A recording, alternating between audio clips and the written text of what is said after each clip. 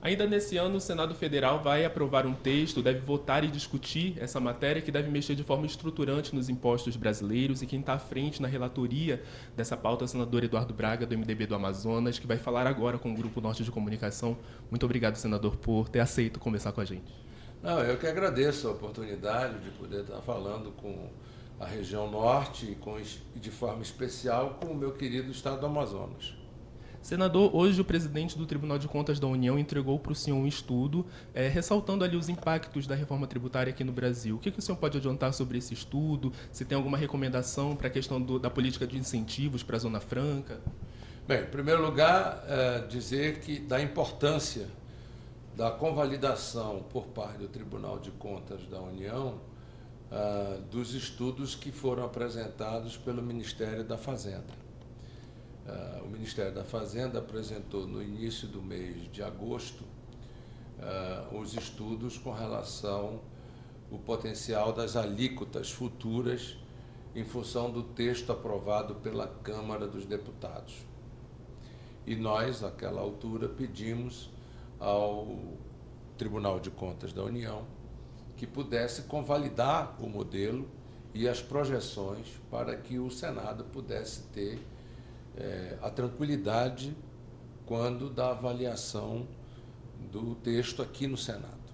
E hoje o Tribunal de Contas, então, entregou um relatório que avalia e convalida o modelo e aponta de que os estudos do Ministério da Fazenda estão no caminho certo e faz algumas recomendações.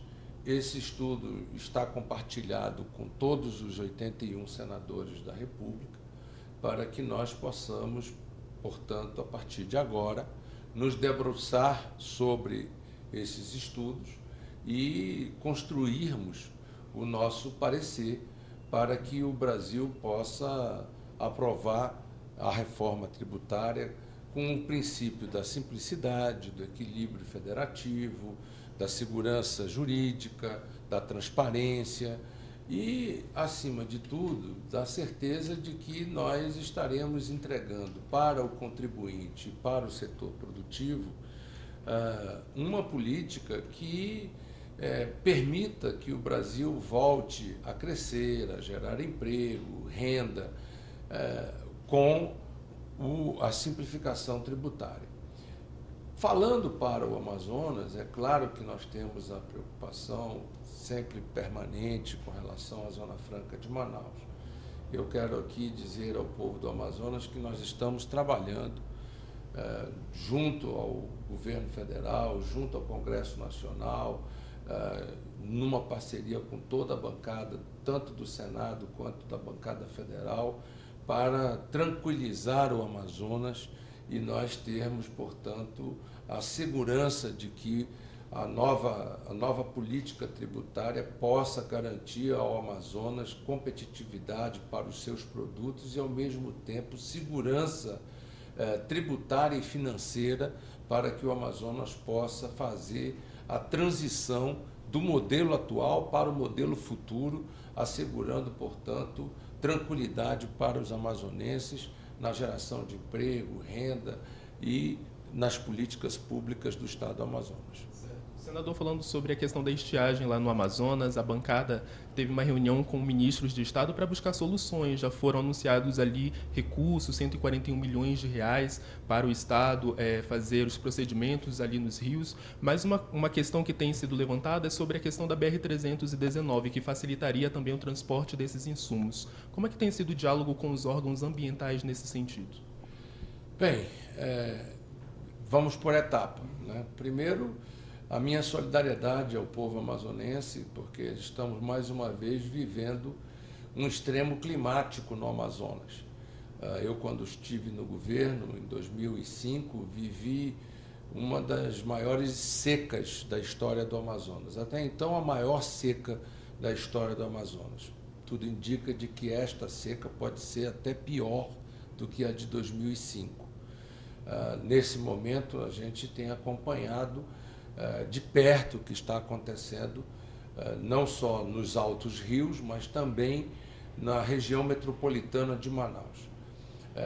Falando em altos rios, a região de Tabatinga, Benjamin Constant, Atalaia do Norte, estará recebendo já a partir deste final de semana os equipamentos para o início da dragagem do canal que tirará do isolamento Benjamin Constant, Atalaia e Tabatinga, porque os impactos sociais e econômicos nessas 3 cidades em função da seca é algo extremamente até desumano, porque os preços explodiram, né? O custo das mercadorias explodiram, e na hora da saúde, do problema de doença, etc., é um transtorno muito grande, além dos problemas de segurança que existem na fronteira, e com a dificuldade do transporte, isso fica mais agravado ainda.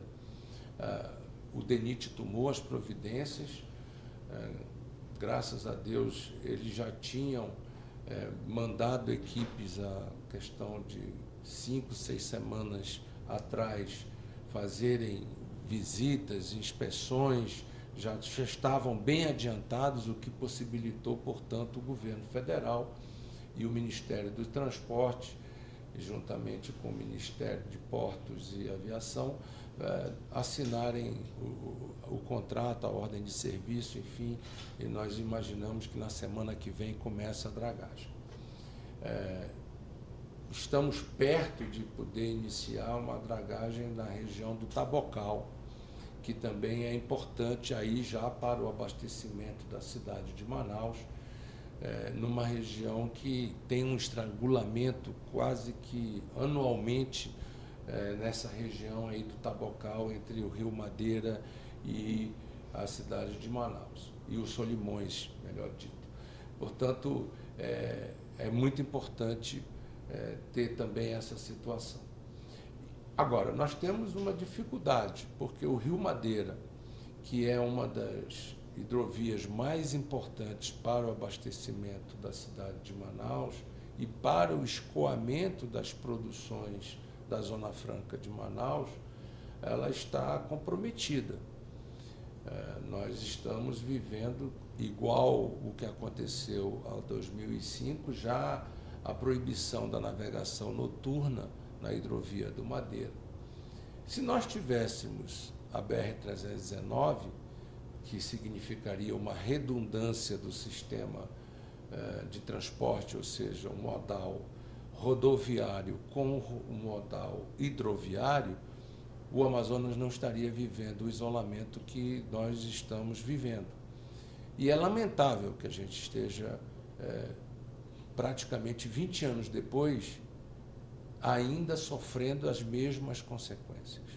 E viver na Amazônia e no Amazonas não pode significar viver no isolamento ou viver aprisionado à fome, ao desemprego, à falta de infraestrutura, à falta de alternativas. É isso que nós estamos dizendo ao governo federal, de que nós, que somos guardiões e responsáveis por um grande patrimônio do povo brasileiro, que presta serviços para o Brasil e para o mundo inteiro, porque a nossa floresta presta serviço para o Brasil, que é graças à floresta amazônica que o Brasil tem a potência do agronegócio, que o Brasil tem as suas hidrelétricas, etc. É graças à floresta amazônica, mas é também graças à floresta amazônica que nós conseguimos mitigar o clima do mundo inteiro. Agora, nós fazemos isso, mas nós não podemos ser penalizados por causa disso. E isso precisa ser compreendido pelo governo brasileiro e pela comunidade internacional. E a falta da BR-319, ela é fundamental.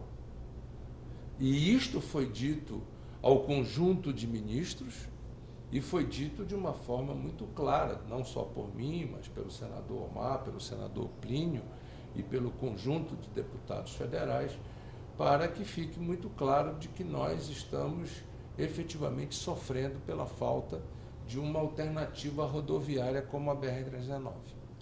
Senador, e falando agora sobre a questão das eleições gerais de 2026, o MDB ele já tem apontado ali um apoio para a reeleição do presidente Lula e o seu nome, por conta da sua trajetória, do seu destaque, já foi ministro, enfim, tem uma larga experiência, tem sido ali ventilado como um dos destaques com relação a isso. Caso o senhor receba um convite ali para compor chapa com o presidente Lula, por exemplo, como o senhor receberia esse convite?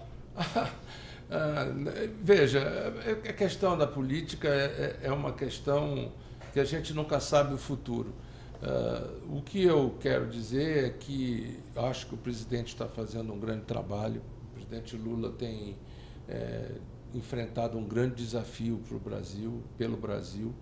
O Brasil, todos sabem, viveu nos últimos 4 anos a falta de um projeto nacional e a falta de um comprometimento que pudesse representar uma política de desenvolvimento econômico, social, com responsabilidade para com os povos da Amazônia e para com aqueles que são os mais excluídos.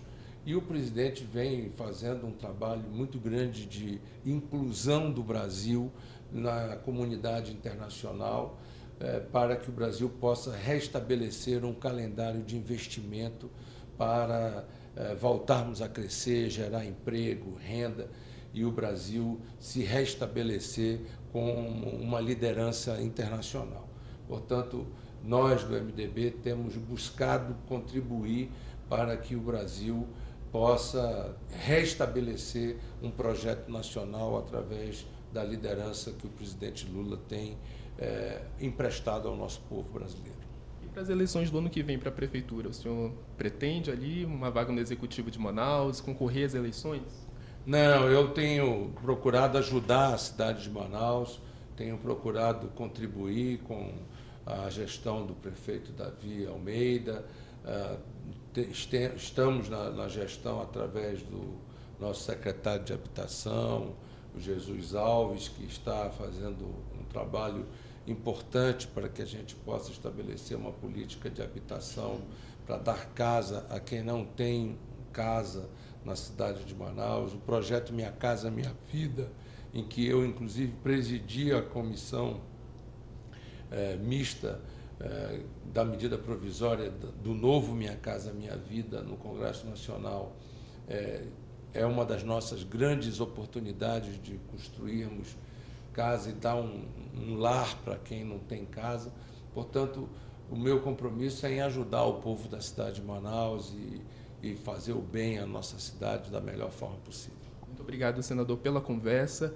E para você daí de casa que acompanha a programação do Grupo Norte de Comunicação, continue acessando as nossas redes sociais. Até a próxima.